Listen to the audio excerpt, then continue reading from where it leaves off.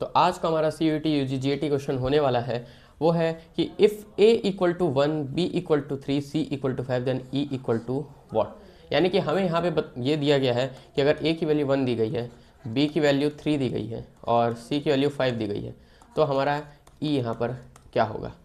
तो ये आपका एक रीजनिंग एंड एनालिटिकल एबिलिटी का यहाँ पे क्वेश्चन है, यानी कि ये आपका एक रीजनिंग का क्वेश्चन यहाँ पे दिया हुआ है। अगर आप ध्यान देंगे तो यहाँ पे एक सीक्वेंस चल रहा है, ए से बी के बीच में अगर आप ध्यान देंगे तो यहाँ पे आपको 2 का डिफरेंस मिल रहा है, 3 - 1 इक्वल टू 2 दिखने को मिल रहा है। फिर अगर हम बी और सी के बीच में देखें तो यहाँ पे आपको फिर से 2 का डिफरेंस देखने को मिल रहा है, 5 - 3 इक्वल टू 2। यानी कि एक चीज़ तो कंफर्म हो गया कि सारे अल्फ़ाबेट्स के जो नंबर यहाँ पे प्रोवाइड किए गए हैं सबके बीच में 2-2 का डिफरेंस लेके किया जा रहा है।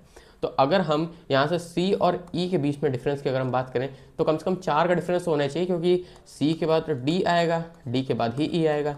तो हम एक काम करते हैं, एक सीक्वेंस चलाते हैं, A इक्वल टू A से B, B से C, C से D और D से E। तो A अगर हमारा यहाँ पे 1 है, B की वैल्यू 3 है, C की वैल्यू 5 है, तो D की वैल्यू अगर हम 2 का डिफरेंस माने तो 7 होनी चाहिए, क्योंकि तभी 7 - 5 इक्वल टू 2 होगा, तभी 2 का डिफरेंस आएगा। 2-2 का डिफरेंस चल रहा है तो इसका मतलब D की वैल्यू 7 होगी और E की वैल्यू जो है वो हमारी यहाँ पे और कुछ नहीं बल्कि 9 होगी। तो हमारा C ऑप्शन यहाँ से बिल्कुल सही हो जाएगा। ऐसे ही क्वेश्चंस को लगातार सॉल्व करने के लिए हमारे चैनल को सब्सक्राइब करें, बेल नोटिफिकेशन कॉल पे सेट जरूर से करते हैं।